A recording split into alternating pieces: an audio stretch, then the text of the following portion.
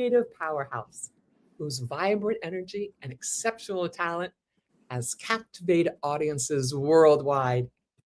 Jessica Sherr is an acclaimed actress, writer, and producer, recognized for her compelling roles on popular TV series like Claws, Blue Bloods, Flight of the Conchords, and Cloak and Dagger. But perhaps she's best known for her stunning one-woman show, Bette Davis Ain't for Sissies. Woo! Performed over 450 times across 3 countries, winning hearts from Edinburgh to London and all across the USA. Jessica is also a skilled filmmaker, producer, and writer behind award-winning projects such as Wicked Image and Scratch This. Currently, she's developing exciting new projects, including psychological horror series Weird and Wicked, and a feature film about the iconic Bette Davis. Get ready for an inspiring conversation filled with humor, art, and Hollywood magic. Please welcome to the stage the unstoppable Jessica Sherr. Woohoo! Hello. Hi, Cynthia. Here she is. Jessica, welcome. Thank you for that lovely introduction. Oh my gosh, you are that and more. You are just a little tiny powerhouse ready to explode. This woman is amazing. I saw her show yesterday in New York City, and it was phenomenal. Phenomenal. Phenomenal. But I'll never tell you about it. It was phenomenal. It was a great It was phenomenal. show. You should have been there. You can come to the next one. Yes. Your career spans TV, film, theater, and producing. What inspired you to be an actress? Yeah, well, I felt that I've always had this extra in me. And the extra I realized was this creative energy. At the age of 3, I was a tap dancing snowman. And my mom saw that I loved dancing. And she saw this little spark in this 3-year-old. And it was the beginning of this entry into theater. And then obviously later on into film and TV. But I love being a creative person. It's just part of who I am. Oh, and hello, Tim. Nice to see you. Thanks for joining us. Hello, you have to Tim. check out Jessica, man. Just go to her website. Look at her. She is amazing. She's performed your show, Bette Davis Ain't for Sissies, over 450 times. How did this idea of this project first come to you? Well, what happened was I originally heard I looked a little bit like Bette Davis, and I live in New York City. So people would stop me on the street. This is way back in 2008. And people would stop me and they say, you got Bette Davis eyes, or, you look like a young Bette Davis. I was like, all right, fine. So I Googled Betty's face. I thought, you know what? I kind of look like a young Bette. And that was early on in my acting career. So I was really interested in learning about character. So I took a class about character. And in that class, you had to create a character. So I chose Bette. I never expected to be such an undeniable success. I mean, now it's been over 15 years, this incredible experience, roller coaster, really, of creating a show about Bette Davis's life in Hollywood. You know what, guys? I can't hold myself back. You got to see this clip from her show. Larger than life. Yes. Bigger than the big screen. I am an actress.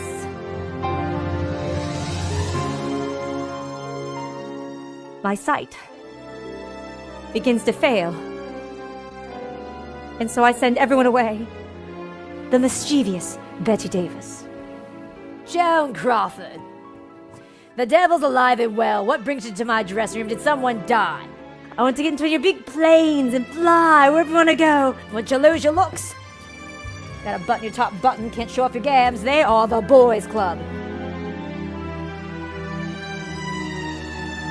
Who is that?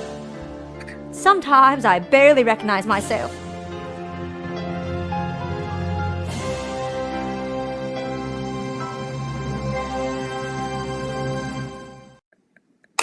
There you go. Sizzle, sizzle, sizzle. Well, in person, I got a tear in my eye just watching it. It's that good.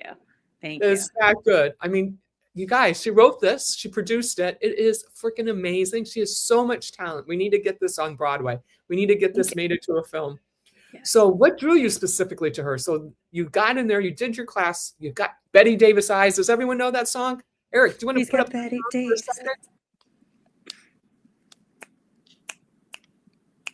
got Bette Davis eyes. Davis eyes. She's got And Bette look Davis at eyes. her eyes, guys. Look at her eyes. But to answer your question, I do have Bette Davis eyes. And it was actually one of the reasons that I thought Betty was interesting because I look a lot like Betty. And when I started to realize how much I look like Betty, I got really interested and curious about her life. And then when I read about her, I got excited about her life. And I thought, well, that's really cool because Betty is a fighter and so am I. So that was when I started to realize that we were a lot alike. And, you know, when you start writing yourself work, you start realizing you have to find who you are and who they are.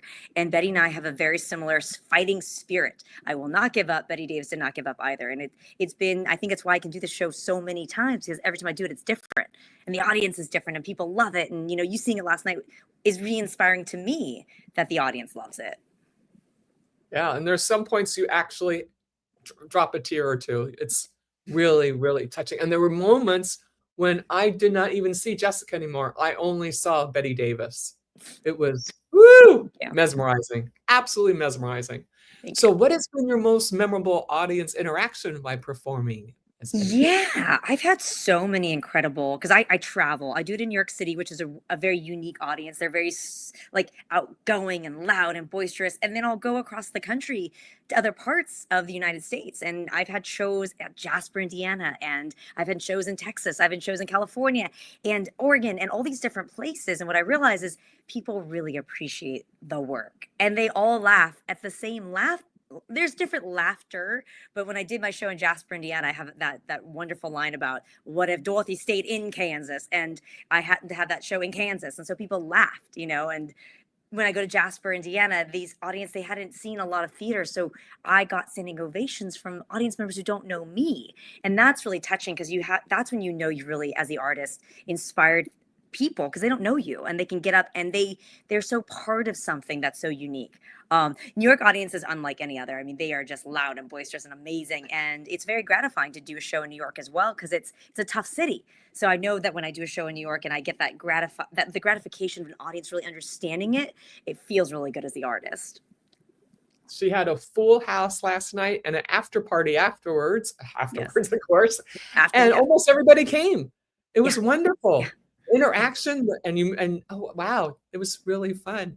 You had some very wonderful people there. Oh, good questions from them, and some characters, some brilliant, some just curious, and some like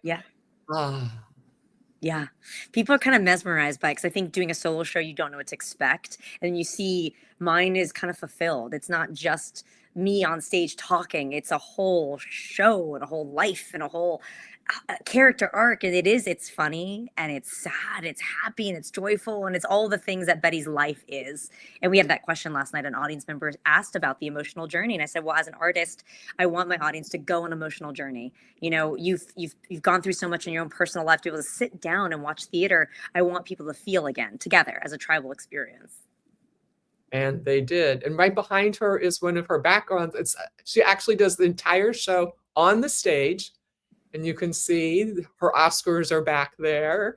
And she won 2 Oscars. And yes, she did. There's number 1 and there's number 2. And she changes on the show so intimately, but appropriately. And you're just in awe that she can do this entire thing and memorize 36 pages that she wrote and performs it night after night. And it's different and it has a magic. And she even went and met the Bette Davis estate, who gifted her with some personal items that she uses in the show and shows the whole audience. You have those with you to show our audience? I do. I have to show the Cynthia Manion audience. They must see from me. So when I was going to Scotland, there's the Edinburgh Fringe Festival, which is like the Edinburgh Fringe Festival. It's the largest fringe festival in the world, and it's in Scotland. So I sent my script to the Bette Davis estate, and I got a phone call from her assistant, Catherine Cermak, and she said, I read your play. You're so passionate.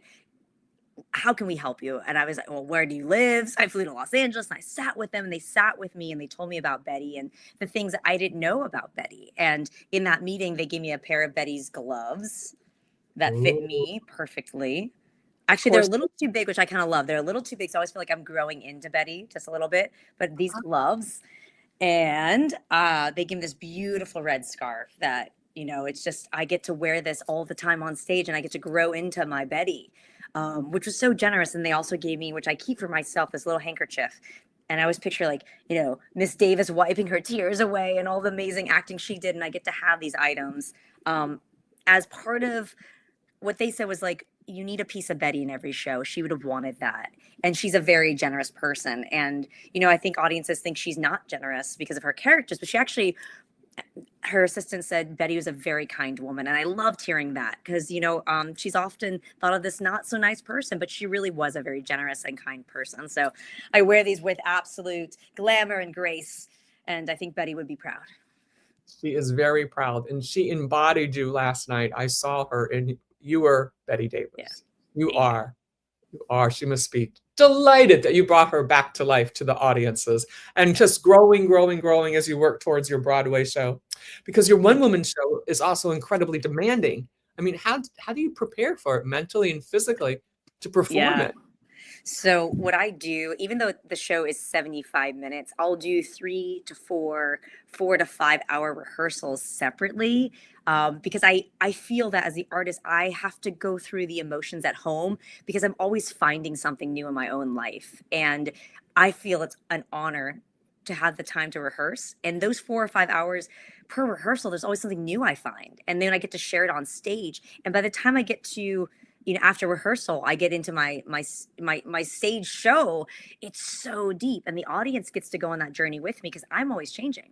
I, Jessica, evolve all the time, and this play, even though it's the same words, it's still evolving. It's still realizing itself. And even last night, I wrote in some new dialogue, and it worked. And it was really exciting to be able to see that it actually had added one more layer to the play. That even I've done it 450 shows, you can still be improving. Yeah, it's great.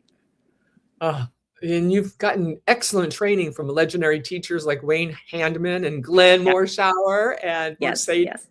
Yes. What's the most valuable lessons you've learned from these mentors? Yeah, I think it's this idea that you have to find it from the inside out. And Wayne Handman used to say, you need to agitate from the essence of you inside. And you're finding your character on the inside, and then it comes out and the audience gets to share, but you have to agitate from the essence of you, and you have to find different parts of yourself. And those parts are actually the parts I think that makes my show so dynamic, because I'm willing to share my vulnerability and, my strength, but my weakness, my happy, my sad, my up and my down. Like, I know I have all those emotions, and I don't feel like I need to hide it, because it's the best place I think to put your emotion is on stage, where audiences can feel too. We're in our amazing class with Glenn Morshower, and Glenn is such a character. He brings out the character in me. I feel as though I have learned to really learn to listen to myself and to find, character within myself, to bring it to the work that we do, every week in class. I'm constantly getting to try something different and try something new.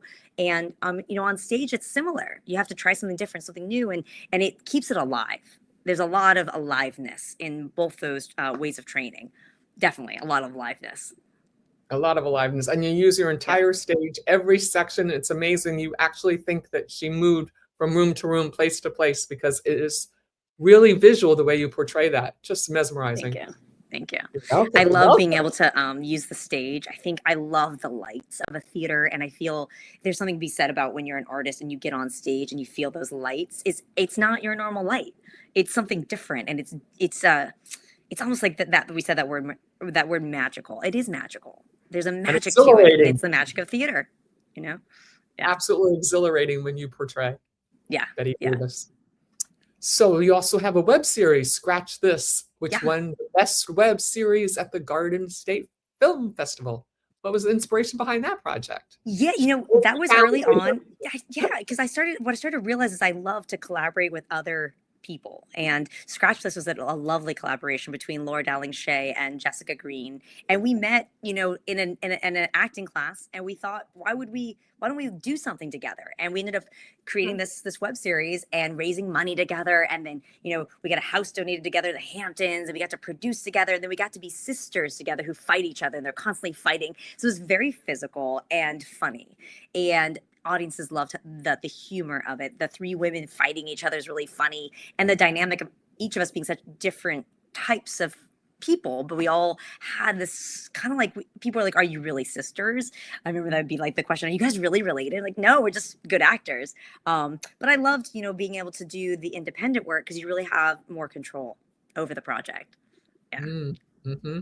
Yeah, we did a bunch. I mean, we toured all around the country because that's what you do, and you have your own work. You get to go and you get to go to show it at different film festivals. In Garden State, as you mentioned, we won Best Web Series. So, Fabulous. yeah, Fabulous. thank you. And then you have an award-winning dark comedy, Wicked Image, which it's Yeah, received lots of accolades as well.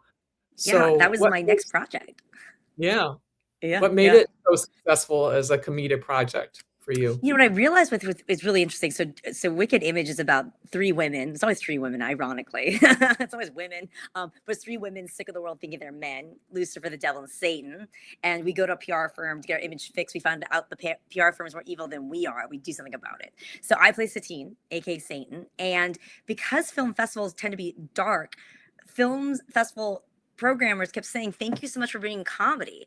We don't get a lot of comedy. I thought, well, that's really interesting. They get comedy, but they don't get smart comedy. So this comedy is a smart, dark comedy. And, people just loved it. And we would have audiences sit and belly laugh. And I think that's really interesting, too, when you're sitting in an audience, like a theatrical experience is one thing. When your film is going to hit similar and you're going to have the same kind of laugh, but going to different parts of the country, you really get to hear audiences' humor and they laugh together.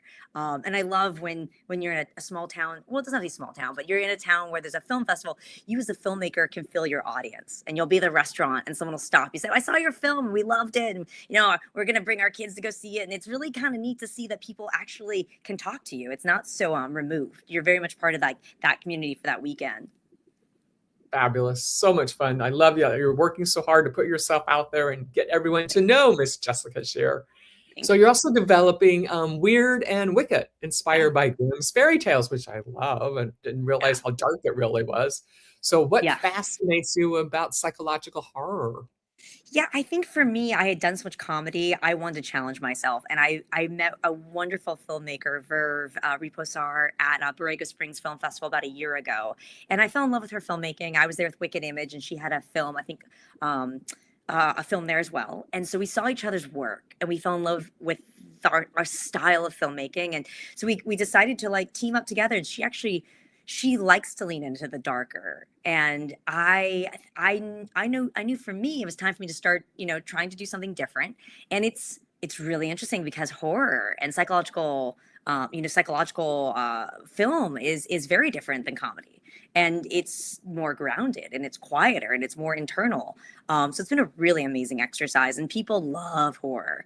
They just love it. So it's kind of opening me up to, a new audience. And we're going to continue filming. We filmed already an episode, and we're going to film more this summer, and this continue to grow, and then have it'll probably be a series when we're done with it. Yeah. See, you got to have projects, keep throwing those boomerangs up in the sky. Come back to you with new insights, new friends, new possibilities, new magic. Yeah, exactly. Because I think when you do different projects, you have the opportunity to meet other people. You can sit and wait, but if you sit and wait, you don't know where it's coming from. But at least if you have a project and you create something, then you can feel the energy. Someone can come up to you and say, "Hey, I loved your project. Let's work together." But if you wait, no one's going to come say, "I want to work with you." Unfortunately, it doesn't work that way. You got to make something so people can see the work and then be inspired by what you're doing. Yep. Got to be there. Show up. Be you. Yeah. Definitely. Say yes. Definitely. Say yes. So, how do you balance acting, writing, and producing roles on your projects? Yeah, well, I think what's happening lately is I just give myself blocks of time when something's more important. Like when the producing is more important, I set aside time, 2-3 hours. And then when the writing's more important, I found that I write really well at night. So instead of forcing myself to write in the morning, I give myself grace. I say, you know what, I write really well at 10 p.m. Write for 2 hours and then let it go. And then the acting is really because luckily, since I take class, it forces me in the best of ways to always show up for my actor. And as much as I say, like, you never finish your acting classes. I think an actor should always be in craft, always be in class, because it keeps you as the actor really sharp. Otherwise, you're waiting just for auditions, which is not the best way to be an actor these days. Like, you really should be in a class. So I find the best way for me, and I really fill my day as a creative person, creativity first, everything else second. So every day is a creative day in some way, no matter what. And we have the best acting teacher in the world, I think, in Yes. Glenn Morshower. Just in case you need a teacher, let me know. We'll hook He's you up. amazing. Yeah. Yeah, you can come to one class for free and just check it out. Yeah. Or actually, we probably let you come more times so you can check out all the classes. It's Yeah. really something that will move your heart and soul, not just your creative process. Yeah, But I tell think I us was about mentioning to your you about creative that, about process. like how I felt like when I met Win. Win was really my theater teacher, but when I met Glenn, it became my playground of the film and TV aspect of it, but very much rooted in mindset and empowerment, which is so important as an actor. Mindset and empowerment, it's part of who we are, and a lot of acting classes don't talk about it. And if you don't have confidence in yourself, you can't really do it well. And I feel Glenn is so good about making sure everyone feels really empowered and centered and grounded in the work. Yeah. Yeah, everyone comes out better no matter what.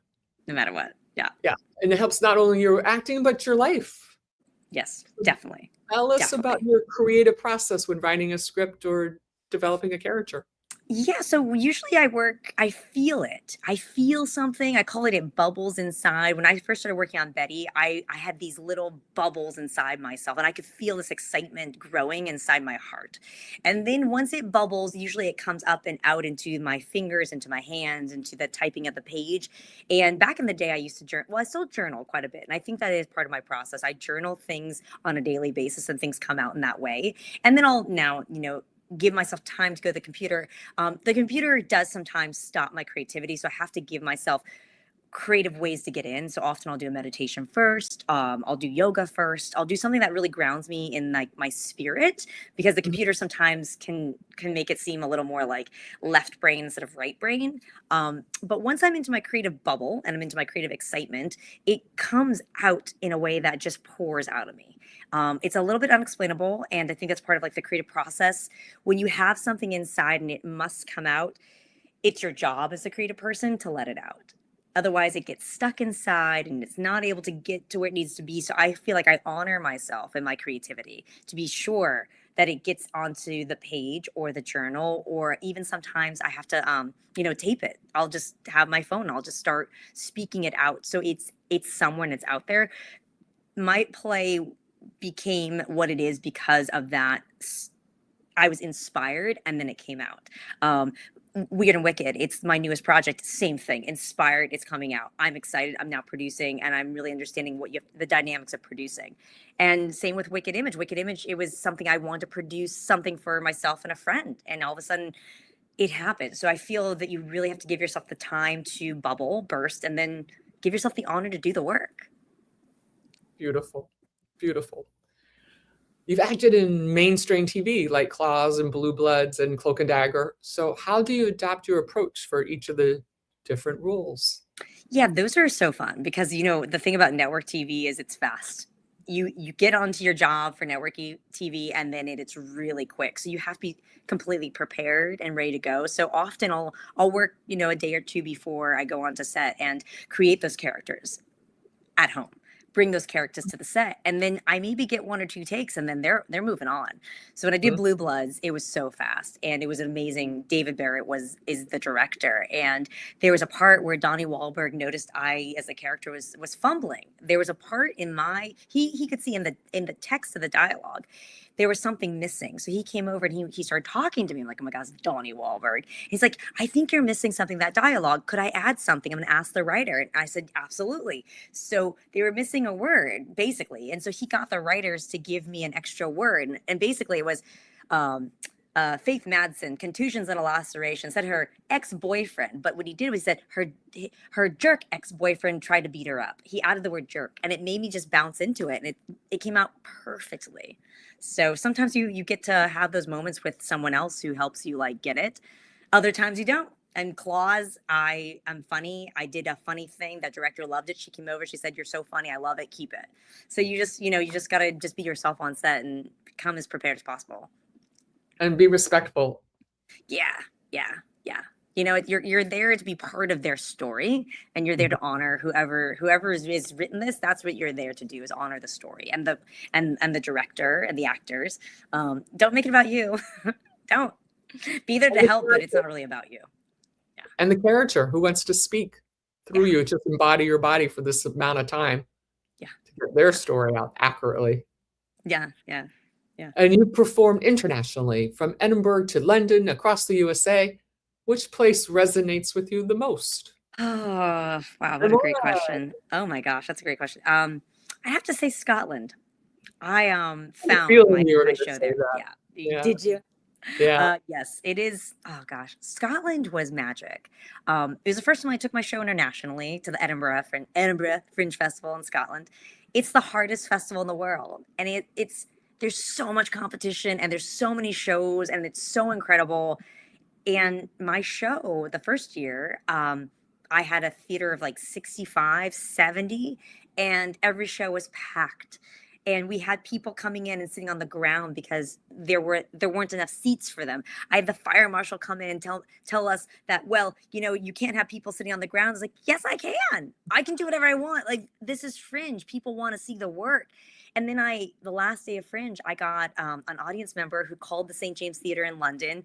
He said, the show is so good. You really should put her on before she goes back to America. Because of that phone call, I got a run in London at the St. James Theatre. I got to go to London from Scotland. And then I got to go back to America and live this idea that I had created something that was working. And then I went back to Scotland 2 more times. And each time it got more incredible, to the point that I had a 100-seat theater, and I would sell out every single show, which was 25 shows that I sold out for two different years. And it was amazing. And the energy of Scotland is it's so effervescent. It's full of creatives. And, you know if your show is good or not. I mean, they will tell you. So I got to learn that my show the first year had to have some work. The second year I came back, and it really grew from Scotland. So I would say Edinburgh is my favorite. And she really does have those Bette Davis eyes. And ladies and gentlemen, we couldn't play that because it's a copyright thing. So you all have to go and check out the song Bette Davis Eyes on your own. How did your experience in improv theater, training at UCB and Pitt, influence your acting style? Well, I didn't, because I wanted to be in the moment. And when I started doing my play, I felt there's gonna be a lot of problems. Things are gonna happen. Things are gonna go awry. So I took improv as a way to just be able, in case something went wrong on stage, I had a way to say yes to myself. And every time I have a happy accident, is what I call them, where, for example, I had a show a few months ago and my Oscar fell off the desk. And so I reached out and said, I need that, as Betty would say. And the audience after was like, oh my God, that part when the Oscar fell, and you said, I need that. That was so amazing. And I didn't realize they didn't know it was an accident. They thought it was real because I was in character, and it was very, Jessica, the actress, was like, oh my God, I need that. But as Betty was like, she needed an Oscar desperately to keep her career alive, which is one of the lines in my play. So it fit in perfectly. So improv has been really interesting because it forces you to say yes. And, when you say yes in your life and in many ways of your work, it opens the door for, I think, a higher level of acting, and also just of, being a creative person. You say no, you close doors. You say yes, you open doors. Smartly so. We can't say yes to everything, but within reason, we ought to be open to suggestions of the universe, because the universe really does talk to us as creative people. And that works in real life too, folks. Yes. Make your real life magical. And it's fun. Improv is so fun.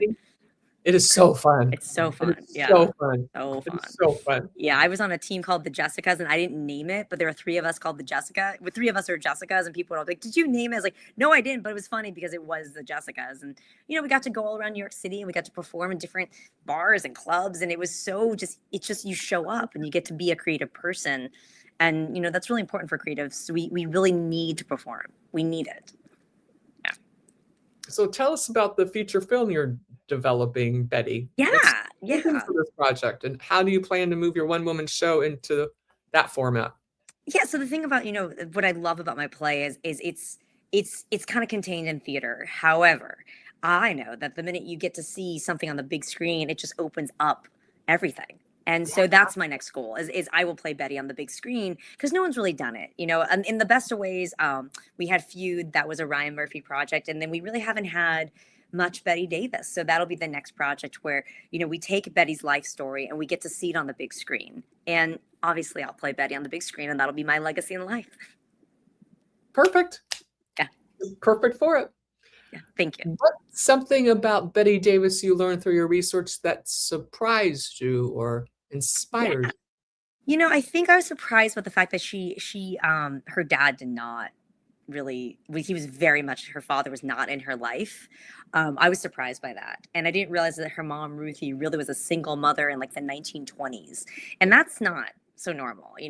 She was this really hardworking Yankee woman. They were from Lowell, Massachusetts. And her mom, Ruthie, really saw Betty's talent. If Betty's mom, Ruthie, hadn't seen her talent, I don't know if Betty would have gone as far. Really, Ruthie was the one who pushed both daughters. She had Bobby was Betty's sister, but she really pushed Betty to be an actress and to support her. And I loved that for Betty, that she had this mother who was so supportive, especially against a father who was just not. He was just not interested. He didn't care. He was not. Betty could have had all the Oscars in the world and he still would have been the same person. So I thought that was really interesting in my research. And also I love the inspiration of Betty's spirit. She's spirited, she's spunky, and she's wise, and she's smart, and she was in a time when women weren't really supposed to speak out, and she was. And I love that for Betty. I mean, in my mind, in the film version, she's the first feminist in Hollywood in a way. She's the first woman to really stand up and fight for what she believed in. And that I think is important for people to know, that like you can stand up and fight for what you believe in a smart way. Because Betty wasn't just speaking out; she was speaking out with reason too. There was unfair treatment in Hollywood, and there was, women were being paid much less than men, and she had a 7-year contract. She only got paid $400 a week, and other actors were making $20,000 a picture. So it was a very different time, and she really fought for equal rights. And I think that was really important for her to fight, first for better pay and equal rights as Bette Davis, because she was a really good actress. Yes, and more people need to know that. So it needs to be on the silver screen so it can get out there and share. Exactly. Because that's a really empowering story for women and all of us, all people. Right. Correct. Just getting out there and doing it. And it only takes one person. Yeah. Isn't that amazing? It takes one person. It takes one person to see to see your dream and make it come true. You just have to be doing it. Yeah. So she not only has all of those talents, she also is or was a certified personal trainer. Yeah. So how does fitness and wellness integrate into your artistic, creative life? Totally. 17 years as a personal trainer. I loved it. I'm not doing it now, but I still exercise 5 times a week. It helps me ground myself. And I started exercising. I'm from California originally. I live in New York City now, but I always grew up exercising. And, my parents went to the gym. And so I, as a little girl, would watch my mom and dad work out, and it was part of our lifestyle. And when I was 12, it's funny. For some reason, I kept my receipt from my first gym membership, and I have it. And I was 12 and I got my first gym membership to go work out. I remember borrowing my mom's leotard and going to like class with her and doing step aerobics. And it's always, I think, why I have so much energy, because I started exercising very young, and it was part of my energy. And, exercise will bring you up in your vibrations, and it doesn't bring you down. It brings you up. And I love it for that feeling of that you're doing something for yourself. You're taking care of your head space, but also your body. Your body is your instrument, especially as an artist and a person. This is the one temple we have, is our body. So we need to take care of it. When I was personal training with all my clients, I would say, we train from the inside out. If you feel good on the inside, you're going to feel amazing on the outside. And, people trained with me for years based on that.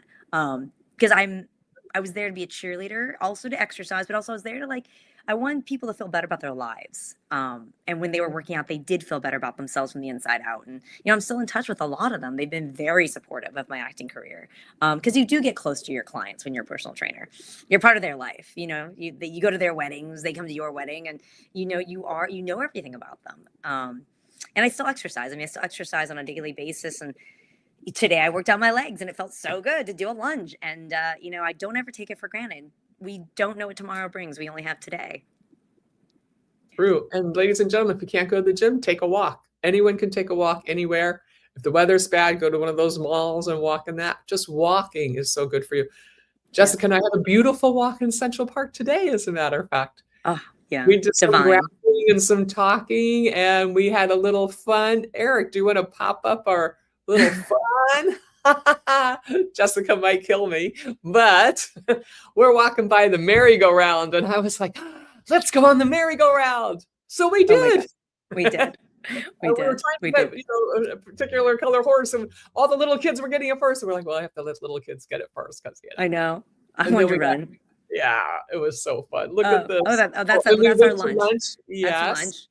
That's lunch. We got treated at the Central Park little cafe there, and that was God, yesterday at the after party show. Look at her. Isn't she a hot tamale, ladies and gentlemen? Woo-hoo! I know. Look at that hot shirt you're wearing. That's Bette Davis. That's Bette Davis swag. Oh, yay. Yeah. We are on the merry-go-round. The merry-go-round. That's awesome. You got to keep making this world go around. It was so very, fun. very. I think there's one more. There she is, the star of our show. Yeah. Woo-hoo! Having fun. Caught in the moment. The best moments of life are those moments that you're just being. Yes. Just being. Yeah. Yeah. So enjoy what's around you. Just like we smelled some flowers and looked at some turtles and some fish and doggies, I know. flowers and the walkway and the history of Central Park and just being outside, taking a breath, getting some of that vitamin D. It feels so good because I feel good now knowing that we had a nice time together. And we could have sat and just, had a cocktail, but no, we can do that later. In the daytime, go out, walk around, get in the sights of a lovely city too. New York is such an interesting city to look at. It really is so interesting to look at. And it's so busy. There's people of all walks, and mostly getting along beautifully in this whole. Yeah. It's fabulous. Like they say, the city that never sleeps. Yeah. In fact, Mark Victor Hansen, Crystal Dwyer Hansen, and the family were just in New York City too. We just missed them by a week here. And they did all the sites and were looking around and they were wearing their New York City caps. So adorable. I sat dinner with them in DC. Thank you. That was so fabulous. I'm just the luckiest girl in the universe. And here I sit with the star. Sherr. So with such diverse portfolio, what type of role or project do you dream of tackling next? So I'm actually writing a rom-com. So I'm writing a rom-com. I'm writing a rom-com feature film script about swing dancing. And it's been my love since I was in high school. I was on the swing dance team. I was a Lindy Hopper. So I'm actually bringing that back to my life with great intention. It's going to be a really fun rom-com about a woman returning back to swing dancing after 10 years of being away from it, and then going into this major competition. She runs into her old swing dance partner who's now got 2 kids, but he's divorced and she's kind of separated. So they're figuring things out, but they ultimately decide that they're going to dance together again. And so it's about trust and, love and going back to heal in places that weren't healed before. And then ultimately it's about growth. And, it's been 10 years in this woman's life. So she's had a lot of the life experience. And I love the idea that I get to film that next. I'm going to write it and film it. And, I love the idea that I get to swing dance again and I get to do what I love again. And I get to go out with you tonight. We're gonna go take a look at what's out there in New York City because there's a lot of swing dancing here. So that's my next project. And then of course, there's always network TV. We all want to be on all of the Law and Orders, so that's soon and coming. It's soon and coming. There's a lot to be had here in New York City, and I do love the film and TV that we have here. Yeah. Beautiful. Yeah. What's the best piece of career advice you've ever gotten? Don't wait. Go get a due date and do it. Don't wait. Yeah, don't wait. And also, when I was in Scotland, this gentleman in a very Scottish accent, he said, don't wait. He said, you only have yourself to blame if you don't have audience. And I was like, that's really true. Like, you don't have anyone else to blame unless you do the work. And whenever I hand out my postcards, I still do it intentionally. I think of that a lot, of that gentleman. There you go. Look at that. Oh, Here's your postcard from yesterday. thank It's you. fabulous. And then she's so clever because she puts the sticker of where the next one she's performing. And Yeah. she actually will go out and walk in front of the theater and hand Mhm. these out. Yeah. So It's when so you cool. share out the show, tell everybody, because this show goes around. You can catch it in a city near you. Yes. Share it out. Yes. Find her. Yes. We're going to Yes, put right. up her website right now, as a matter of fact, so you can connect to Miss Jessica Sherr, because you do not want this woman to get away. You want to catch the show. Bette Davis Ain't for Sissies. There it Thank you. is. Yeah. Woo, Yeah. hoo, hoo, hoo, Yeah. hoo, hoo. Yeah. Yeah, And I how do shows in New York, and then I'm also be doing. I have Delray Beach, Florida Playhouse. I'll be doing in October 20th through the 30th, Delray Beach Playhouse in Florida. That'll be very fun. Yeah. Got to make sure that everyone in Florida knows about that. It's true. Tell all your Florida friends. It's gonna sell out. You can travel in if you happen to be visiting. Yes. How do you deal with setbacks or creative blocks when you have those, or you never have them during your I project? do have them. No, I have them. I have them, and I have to you have to kind of say, I honor it. I say, you know what, Jess, you're having a block. Let it be. Especially now that I'm doing the creative writing of this film, like I'm finding that when I was trying to do it in the morning, it was not working. And then when I switched to the nighttime, I took myself up. I have a rooftop here at my apartment building. I went up to the rooftop and I just started working from the rooftop, and it just came out. And it was between 8 p.m. and 10 p.m. and it just came out. So I gave myself 3 days of being like really like struggling and feeling like, oh, what am I doing? Why am I doing this? And then that third day, it just, like I said, it just flowed out. So sometimes you just have to give yourself time and honor it, but don't stop. Just keep saying, okay, maybe not today, creative day. Maybe I need to do something to get me to a creative space. So sometimes, like I mentioned before, I'll journal or meditate. That'll get me into a creative space, but it might take 2 days. And then it's there. And you just say, okay, it's there. But I have creative blocks.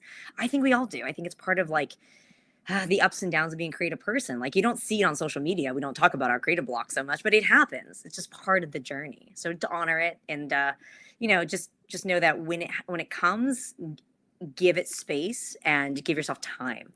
You can't do anything in 10 or 15 minutes. You need hours of time to get things up and out of your body. And, I think that, when I give myself hours, I got a lot up and out.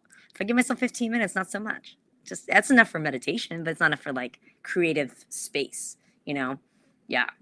Yeah, focus time where you're not thinking about your grocery list or who Yeah. said what or what everything. Yep. And I'm going to do a shout out to Millie. Thank you for joining us. So what advice would you give to aspiring actors Yeah. who want to create their own opportunities like you have? Yeah, I think it's do something small. Either go in a class, go join a 24-hour film challenge or 48-hour film challenge. See if you can sign up for a sketch comedy troupe or something that gives you some sort of community, so you're not by yourself in the beginning. What I do is very tough. Like, being able to do a solo show alone is a very tough way to do creative work. Not everyone can do that. So I would say get a community, something that you can join, so you feel excited that every Wednesday you have a place you can go and you can do the work with somebody else. And then also give yourself a due date. I would say, hey, if it's June now, by September you've done 3 open mics or something, just something small, not 100. Just do 1, 2, 3, 4, 5. Just get something small out there so you feel like you can accomplish it. And that way, when you do the small steps, it leads to much bigger steps. And even in like my film and TV, like when I think about it, I've done a bunch of film and TV. Like, I don't think I would have realized. And what's really interesting, my first TV show was Fly the Conchords. I was on HBO. I got that because I was in a play. Like, invited a casting director to see that play. She happened to have a job that was filming 2 days from there on HBO, and it gave me my AFTRA card. Like, you don't plan that stuff. It just happens. So you kind of just got to be open to that too, and do the work. Because if I hadn't done the play, she would have never seen it. If I hadn't invited her, she would have never seen it. If I didn't network, did some networking thing, she went to con to see it. Oh, and also, you should follow up with people. Don't wait for them. Do it yourself. Be like cute and, like give them a little like, hey, nice to meet you. But like, sometimes I think people are overwhelmed. They meet a lot of people. So be the one to not give up on them and yourself. And say thank you. And say thank you. You're very good about that. Cynthia's excellent about the thank yous. Very good. I would learn from you on that. Oh, thank you. Bless you. Yeah. Patricia joined. She had a power outage. She says, Oh. we are amazing. And Patricia, you are amazing. Thank you so much for joining us. Where can listeners connect with you and follow up on your upcoming projects? We have a website up, and where else? Yeah. Well, yeah. So, a lot of my work, I have my Instagram and my website. So you can see, yes, exactly. Right there. Jessica _Sherr is my personal. And then I have, you can definitely come see a Bette Davis Ain't for Sissies show. And also my website has all my information about, what I'm up to, what I'm doing, my next projects, ideas. I'm always rolling out that I'm not going to ever give up. This is part of the journey. Even like a week and a half ago, I had a really good audition for a network TV show here in the city. And like, things are picking up. So I'm always doing with the intention that there's more to be had as life goes on as a creative person. You just never know what you're going to do. So go find me on my website, see what I'm up to, and then come see a show. And follow and share. And follow and share the Cynthia Manion Show so you don't miss stars like Miss Jessica. Yes. So back to intention. So what intention or goal are you setting for yourself for the rest of the year? Yeah. I am setting the intention for myself to get back in network TV. Before COVID, I did a lot of network TV and I loved it. And the strike slowed some things down, but now New York is on fire. And we just got a new show that's a spinoff of Blue Bloods, which I was on, like I mentioned. So it's time to get my feet wet back in my film and TV life. And, there's such a world of it. So I'm putting intention to that, to inspire that in my life, because it's a big world and there's a lot to be done. Also, I'm going to just give myself the honor to be a creative person every day. Every day, be a creative person. And whether that's connect with another creative or start to create new projects. But I know that for me, I'm happiest when I'm creating. I'm least happy when I'm not creating. So find ways in which to be a creative person. And I also am going to take stand-up class. I'm funny. Time for me to do a 5-minute stand-up whatever, so I can do some of my funny bits on stages around New York City and travel with it. That's like it. Yeah. So, films, creating films, my play obviously is my joy, and just being able to be open to more projects and more collaborations with other artists like us. Yeah. And we're all here helping each other. Yes, exactly. Yeah. You have a creative board, a vision board up in your house. Yes. Why don't you tell the audience about that in case they don't have one yet? Yeah, it's such a cool exercise. I did it at the beginning of the year. I did it with a friend. We both said, let's make creative vision boards. We did it separately. We did it differently. I physically went and got, I mentioned to you, I got a bunch of magazines from the Delta Lounge when I was there this year, like traveling. I was traveling for a bunch of different film festivals, so I'd always go to a Delta Lounge. So I had all of these magazines. So I used those magazines, and I went through and I found the pictures that inspired me and made me excited. And I have, Mariska Hargitay is on one of those photos, and then there's an FBI photo, and then there's a picture of a bunch of women who are in comedy, and then there's Julianne Moore is on it, and there's always different, and then of course some of the shows that are in New York are on it. So it's very alive, because when I look at that vision board, I see myself in different ways. And one of the quotes that's on it is, do something that scares you every day. And I look at that quote a lot and I say, wow, that's every day, something that scares me. And it's made me do things that I wouldn't have normally done. And it's been really good to have one thing daily that scares me. Like what? I've been making phone calls to people I normally wouldn't have called. I've made meetings with people that I would have normally not made meetings with. And what I'm finding is they're just as excited to meet with me as I am with them. Like, I'm pushing myself in a way that's really healthy to make connections with people, instead of just like, oh, I met you. Like, oh yeah, I met you. Let's go meet up and talk about doing something together, and then go do something together.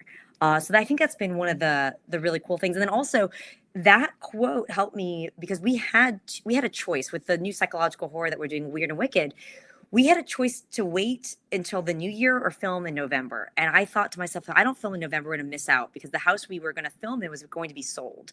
And so it forced us, Verve and I, to to do it. And we had to do something we would have not done. We didn't get to plan the way we wanted to plan. We didn't have to be perfectionists. We just had to go film in this beautiful house in New Jersey before it got sold. And because of that, we got principal photography. We got a story out. We have a pitch deck now. We have a sizzle reel because of that. Yes. If we had waited till this year when we didn't have the house, we would have had nothing. And I couldn't have, when I went to Cannes this year, I did go to Cannes Film Festival.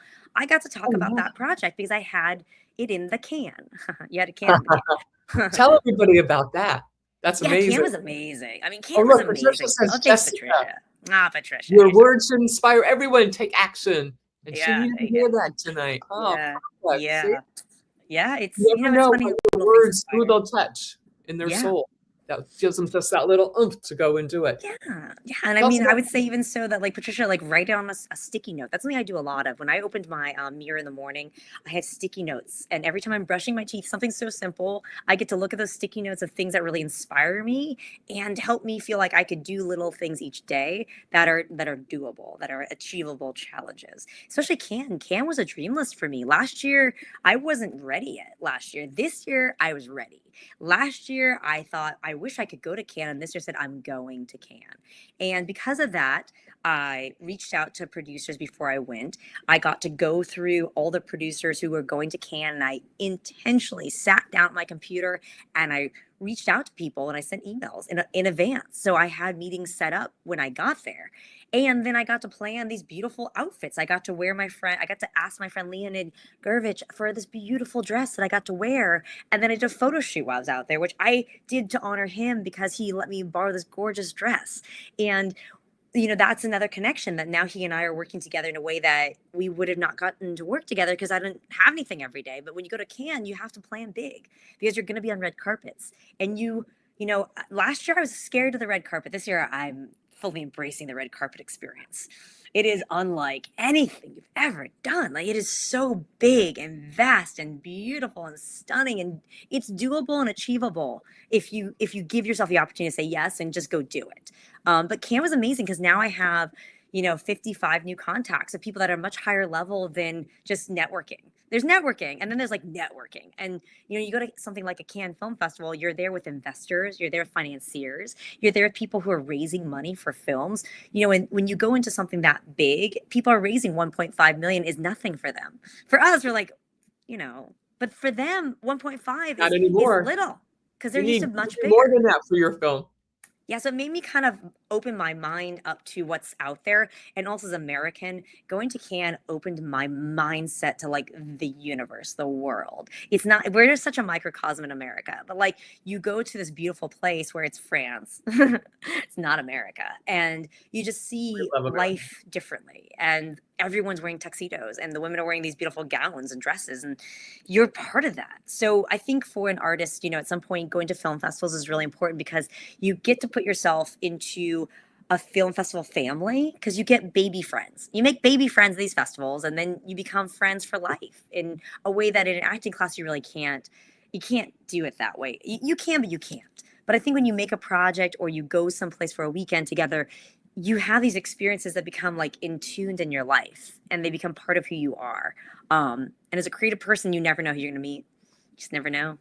So yeah, Cannes was amazing. It was life-changing, I would say. Yeah, definitely. Oh, so exciting. Yeah. Dan Altmaier Yeah. says, 2 incredibly talented ladies. Thank you, Dan Altmaier, thanks, for Dan. being here. We appreciate you. Thank you. And what's the most important message you would like to leave our viewers with tonight? Oh, wow. I think you have to love yourself a lot in anything in life. Like, you got to give yourself so much love and make sure you give enough to yourself so you can give to others first. When I say I meditate, I do that because I know it fills my soul up so I can be open to others and be a helpful serving person to others when necessary. But first of all, you really got to take care of yourself. And, exercise has been part of my mindset, my journey. Meditation is part of my mindset, my journey. And then, the last thing you want to do in life is look back and say, I wish I'd done that. And that fuels me every single day. When I say, I wish I'd done that, and then I see how far my play went because I did it. I didn't wait for a producer. I didn't wait for someone else to give me money. I did all the steps I needed to do to get that play on its feet. And it's really proven for me a track record that when you want to get yourself to the next level, you got to do it yourself.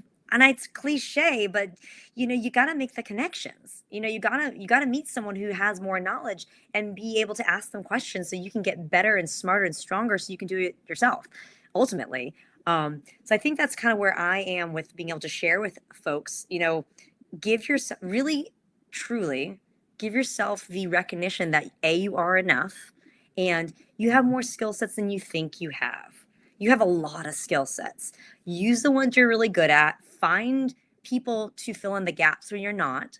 Make sure you have really good people around you because not everyone is good. We've all experienced it, unfortunately, as a creative person. There's not great creatives out there. There's a lot of creatives, but there's not everyone who's going to fully honor you as a creative person and be very aware of that. Listen to your gut. Those are the things I think I would tell people these days. And just go do stuff. Do something so small. Write a sentence for a poem and then write a sentence for a poem the next day. Just do it smallly. So that way, by the time you get to the end of the week, you have 7 sentences and it becomes a paragraph. These small things to make bigger things in life. There's a book in all of us. If you, whether you publish it or not, it's a legacy for your family. You're making your legacy for your family, like right now. Yeah. Plus you're sharing information. Like, look, Patty was moved because she needed to, inspired by Jessica tonight, because she needed to hear, take action, take action, take action, take action. It's not going to happen to you. No. I think that's the fallacy. People don't realize like we have so little time in life. And if we wait too long, 10, 20 years go by. It's a long time. Just do it now. Start now. And that way it doesn't go by you. Yeah. And it's never too late. You're not too old. You're not too young. You're just right. Right now. You're perfect the way you are right now. That's great. I love that. That's right. So, I love that. Final question. Where were you born? Where did this all start? I was born in San Diego, California, in this town called El Cajon, which means the box. And that's where that little baby snowman dancer, my mom put me into tap dance in El Cajon, California. Yeah. And it really, El Cajon set my stage for my life. It gave me a little baby creative energy. And then San Diego has a lot of theater. So I was really blessed that I got to do professional theater at the age of like 16 or 17. I was already on equity stages and doing the work. And I feel really grateful for San Diego for doing that. And then obviously New York has been a whole run on its own. But yeah, little San Diego got my start and I still surf. I still have a surfboard named Smurfette. And then she moved to New York City. If you can make it there, you can make it anywhere. Woohoo! Yeah, it's true. Well, Jessica, you are a delight to the universe. Thank you so much for being my guest today on the Cynthia Manion Show. Everyone, please share this out. Please, when you have an opportunity, catch Bette Davis Ain't for Sissies. I'm not kidding. It is worth it. It is worth it. Think about it. When was the last time you wrote 36 pages of dialogue that you wrote? And rehearse it 4 or 5 hours. Yeah. Days before the show for a couple of days. And I think we've got New York City a lot. So if you're in New York City, you go find me on social media or my website. I do New York City a lot. So I love it. Woohoo! Woohoo! So we'll see you next Wednesday, 7 p.m. Eastern Standard Time. Share this out. It's available everywhere. Catch the replay if you miss it. We love you. Make good decisions. Have a beautiful night, day, morning, evening, wherever you are. Blessings. Thank you, Cynthia.